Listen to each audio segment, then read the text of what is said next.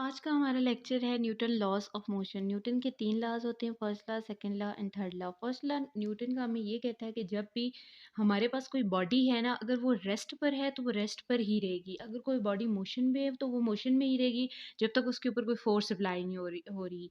तो इसका मतलब ये है कि अगर फोर्स जीरो होगी तो जाहिर सी बात है एक्सेलरेशन जीरो होगी, वो बॉडी मूव ही नहीं करेगी। अगर कोई बॉडी मतलब लाइक चेयर पड़ी हुई है अपनी जगह पे रेस्ट पे, जब तक हम आके उसे हिलाएंगे नहीं तो वो कभी भी हिलेगी नहीं। तो न्यूटन का फर्स्ट लॉ ये कहता है। न्यूटन का सेकंड लॉ ये कहता है कि जो फोर्स अप्लाई करते हैं वो इक्वल होती है मास और एक्सेलरेशन के, ठीक है। और ये मोमेंटम के साथ भी रिलेट कर रही होती है। Force force also is equal to momentum divided by time. Momentum आगे पढ़ेंगे। थर्ड लॉ ये कहता है कि थर्ड लॉ में लॉ में तो सिर्फ ये बात बता दी ना कि फोर्स अप्लाई करते हैं, लेकिन सेकंड लॉ में हमने बताया है कि फोर्स बेसिकली इक्वल किसकी होती है। अगर आप फोर्स अप्लाई करें तो जाहिर सी बात है फोर्स होगी तो एक्सेलरेशन होगी। लाइक जो चीज़ एक्सेलरेट कर रही है उसका मास भी होगा। थर्ड लॉ हमें ये कहता है कि हमारे पास आपने कोई एक्शन किया है, हर बॉडी पे कोई एवरी बॉडी पे आपने अगर एक्शन कोई किया है तो उस पे एज अ रिजल्ट रिएक्शन ज़रूर होगा। और वो रिएक्शन इक्वल होगा लेकिन ऑपोजिट डायरेक्शन में होगा। मैग्नीट्यूड में तो इक्वल होगा, लेकिन अगर डायरेक्शन की बात करें तो वो अनइक्वल होगा। लाइक अगर हम एक बॉल वॉल के ऊपर फेंकते हैं तो मतलब हमने वॉल की तरफ वो बॉल फेंका और इन रिटर्न अगर वो हमारी तरफ आता है तो मतलब पहले उसकी डायरेक्शन वॉल की तरफ थी एंड देन हमारी तरफ थी। तो डायरेक्शन ऑपोजिट थी लेकिन मैग्नीट्यूड इक्वल था। थर्ड लॉ ये कहता है। मोमेंटम की बात करूं तो मोमेंटम में यही है कि momentum is equal to product of mass and velocity. बस ये बात याद रखनी है। यूनिट्स इसकी याद रखनी है, newton second in kilogram metre per second.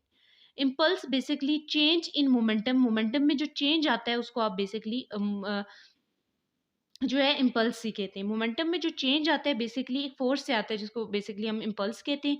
और जैसे हमने पढ़ा था यहाँ रिलेशन पढ़ा था कि F is equal to del P divided by del T. तो del P is equal to impulse is equal to F dot delta T. तो ये फार्मूलाज तैयार कर देने हैं। इसके अलावा ये बस आपने तैयार करना है कि मोमेंटम अगर आपको कोई न्यूमेरिकल आ जाता है जिसमें काइनेटिक एनर्जी का गिवन होगा और आपने मोमेंटम फाइंड करना है तो आप ये फार्मूला लगा सकते हैं, P is equal to square root two M kinetic energy. अगर आपको मोमेंटम फाइंड करने के लिए आए जहां आपको मास की ज़रूरत ना पड़े तो आप यहाँ two kinetic energy divided by V वाला फार्मूला लगा सकते हैं। इसमें मास की ज़रूरत है और इधर वेलोसिटी की ज़रूरत है। तो इन दोनों केसेस में आपने ये फार्मूला तैयार कर लेना है। अच्छा, हमारे पास law of conservation of momentum ये है कि आपके पास जो कि मोमेंटम होता है बिफोर कोलिजन एक आइसोलेटेड सिस्टम के अंदर, ठीक है। लाइक उस आइसोलेटेड सिस्टम का मतलब ये होता है कि ना तो कोई बाहर से चीज़ अंदर आ रही है, ना अंदर से बाहर जा रही हो, ना कोई फोर्स एक्ट हो रही है, ठीक है। उस टाइम जो आपके पास मोमेंटम होगा, कोलिजन नहीं हुई, बिफोर कोलिजन और आफ्टर कोलिजन जब दो बॉल कोलाइड होगी उसके बाद दोनों मतलब वो अगर इक्वल हों, मतलब before collision is equal to after collision, then वो law of conservation of momentum होता है। मतलब momentum initial is equal to momentum final, मतलब before collision is equal to after collision momentum, जब हमारे पास कोई फोर्स अप्लाई ना हो रहा हो। तो ये लॉ हमें ये कहता है जब फोर्स जीरो होती है तो हमारे पास इनिशियल मोमेंटम फाइनल मोमेंटम के इक्वल होता है। अब जैसे कि ये बताया हुआ है कि कोलिजन से पहले याद रखना हमारे पास क्या होता है कि इनिशियल मोमेंटम ज़ीरो होता है, ज़ीरो नहीं होता, नॉट इक्वल टू ज़ीरो, ठीक है। सो हम कह सकते हैं कि इनिशियल फाइनल मोमेंटम की इक्वल है M one V one plus, मतलब इनिशियल फाइनल के इक्वल होता है बिफोर कोलिजन में। लेकिन आफ्टर कोलिजन में ऐसा नहीं होता, वेलोसिटीज इंटरचेंज हो जाती हैं। तो उस टाइम जो होता है ना बेसिकली आपके पास इनिशियल मोमेंटम ज़ीरो हो जाता है, जिसकी वजह से आपस M one V one not equal तो होंगे लेकिन इन ऑपोजिट डायरेक्शन, मतलब उनकी वेलोसिटीज इंटरचेंज हो जाती हैं जिसकी वजह से माइनस का साइन आ जाएगा। और ये इक्वेशन यूज़ होगी आफ्टर कोलिजन में। इसमें एग्जांपल जो बेसिकली आ जाती है इसमें आप गन एंड बुलेट की एग्जांपल देख सकते हैं। गन लाइक आप शूट करते हैं एंड देन शूट करते हैं जब आप गन से, तो वो रिकॉयल की फोर्स में बैकवर्ड मूव करती है। तो जो है ना बेसिकली उसमें जो है ना आफ्टर कोलिजन के बाद वो बैकवर्ड मूव करती है, तो उसमें law of conservation of momentum applicable होता है। इलास्टिक कोलिजन बस ये बात याद रखना, इलास्टिक एंड इलास्टिक में बेसिकली आपके पास तमाम चीज़ें कंजर्व रहती हैं, काइनेटिक एनर्जी, मोमेंटम और टोटल एनर्जी।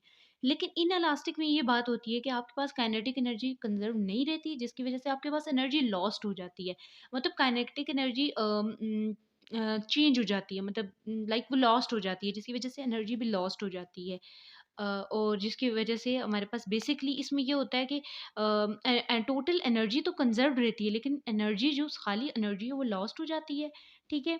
और टोटल एनर्जी कंज़र्व्ड होती है और मोमेंटम भी कंज़र्व्ड। तो इन इलास्टिक में बस आप काइनेटिक एनर्जी वाली बात याद रखनी है कि काइनेटिक एनर्जी इसमें कंज़र्व्ड नहीं रहती।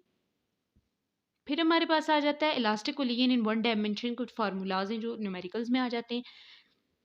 अब जैसे कि relative velocity before collision is equal to relative velocity after collision, तो याद रखना v1 minus v2 is equal to minus v1 positive prime minus v2 minus, ये फार्मूला आपने याद रखना है, ठीक है? Relative velocity before collision is equal to relative velocity after collision, ऐसे लिखना है आपने, ठीक है? फार्मूलाज ये दिए हुए हैं, आपने ये वाला v1 प्राइम का फार्मूला याद रखना लेना है और v2 प्राइम दोनों का याद रख लेना है, ये याद करना पड़ेगा, ठीक है? नाउ अब वो कहते हैं कि जब हमारे पास V2 ज़ीरो होगा, V2 इसमें ना इन इक्वेशन में, जब इन इक्वेशन में V2 ज़ीरो होगा, तो यहाँ V2 ज़ीरो होगा, तो ये इक्वेशन हो जाए, ये इक्वेशन खत्म हो जाएगी, ये बच जाएगी, ठीक है? ऐसे हो जाएगा। आपने मतलब कोई न्यूमेरिकल होगा, आपको गिवन होगा जिसमें V2 ज़ीरो होगा, तो आपने कर लेना है, ठीक है? ये इक्वेशन अप्लाई कर लेनी है। अब केस नंबर 1 जो इम्पोर्टेंट है कि ऐसा होता है कि M1 is equal to M2, मतलब M1 M2 के इक्वल है और V1 प्राइम जो है ना बेसिकली V1 प्राइम वो V2 के इक्वल है और V2 prime is equal to V1। Message same है तो बेसिकली वेलोसिटी इंटरचेंज हो जाएगी अगर कोलिजन इलास्टिक है। बेसिकली अगर आपके पास न्यूमेरिकल आ जाता है M1 is equal to M2 और मतलब कि M1 is equal to M2, तो बेसिकली हमारे पास वेलोसिटीज इंटरचेंज कर जाएंगी, मतलब V1 प्राइम की वेलोसिटी V2 हो जाएगी, V2 प्राइम की वेलोसिटी V1 हो जाएगी। वेलोसिटीज देखिए इसमें इंटरचेंज हो रही हैं इनमें, अगर मैसेज हमारे पास सेम होंगे। केस 2 में ये होता है कि अगर M1 M2 के इक्वल है लेकिन V2 ज़ीरो है, देन हमारे पास क्या होगा, V1 प्राइम तो ज़ीरो हो जाएगा लेकिन V2 प्राइम में V1 जैसे ऊपर था वैसे ही रहेगा, लेकिन V1 प्राइम में जो है वो हम लोगों के पास ज़ीरो हो जाएगा, ठीक है? V2 ज़ीरो है इसलिए V प्राइम भी ज़ीरो हो गया, V1 प्राइम। केस 3 में ये होता है कि M1 अगर बड़ा है M2 से, मतलब M1 हेवी है, इसका मास ज़्यादा है, तो हमारे पास V1 प्राइम V1 के इक्वल हो जाएगी, V2 प्राइम टू V1 के। ये इक्वेशन अगर आप पुट करेंगे ना इन इक्वेशंस में, इन दो इक्वेशंस में, तो आपका आंसर आ जाएगा, लेकिन आप ये केसेस याद कर लें तो ज़्यादा बेटर है। इस तरह M1 अगर M2 ग्रेटर है एंड V2 आपके पास ज़ीरो है, तो V1 प्राइम माइनस V1 के इक्वल होता है, V2 प्राइम ज़ीरो। अगर if lighter body hits heavier body and it is in rest, then V1 will reverse after hitting and will be negative and heavy will remain at rest। तो ये case आपने याद कर लेना है कि M1 जब M2 से ज़्यादा होगा या M2 M1 से ज़्यादा होगा, V2 ज़ीरो होगा, तो क्या वेलोसिटीज़ होंगी। ये एग्जैक्ट लाइक लाइन आ जाती है आपको न्यूमेरिकल में, ठीक है? बाकी लिखा हुआ है for all cases checking we use relative velocity V1 minus V2 is equal to V2 minus V2 bar minus V1। कहता है कि अगर आपने केसेस को चेक करना है तो आप देखें कि राइट, अगर लेफ्ट हैंड साइड की वैल्यू राइट हैंड साइड के इक्वल इक्वल आ रही है तो इट मीन्स आपका आंसर ठीक है। अच्छा, इस चीज़ में आप बेशक कंफ्यूज मत हों, ये केसेस 1 2 3 4, ये 4 केसेस पढ़ लें। इस केस में ये होता है, इस केस में ये होता है, आपने ये बात 4 केसेस रट लेने हैं, ठीक है? आपको अगर कोई न्यूमेरिकल आ भी जाता है तो इस तरह से आएगा कि हाँ, अगर M1 is equal to M2 है तो हाँ V1 प्राइम की क्या वेलोसिटी होगी या V2 प्राइम की। ऑप्शन में हो सकता है कि इंटरचेंज वेलोसिटी या वेलोसिटी ज़ीरो, तो आपने इंटरचेंज वेलोसिटी पे क्लिक करना है। अगर इसमें आ गया इस तरह का M1 M2 के इक्वल है और V2 ज़ीरो है, तो आपने V1 प्राइम ज़ीरो बता देना है और V2 प्राइम V1, उधर ऑप्शन होगा आपने देख लेना है। बस इस तरीके से आते हैं ये फार्मूलाज। जो इस वाला टॉपिक है न्यूटन लॉज और मोमेंटम वाला, इसमें आपने फार्मूलाज तैयार करने हैं। फार्मूलाज आप तैयार करेंगे, ऑटोमेटिक आपके न्यूमेरिकल खुद हो जाएंगे जब आप प्रैक्टिस करेंगे।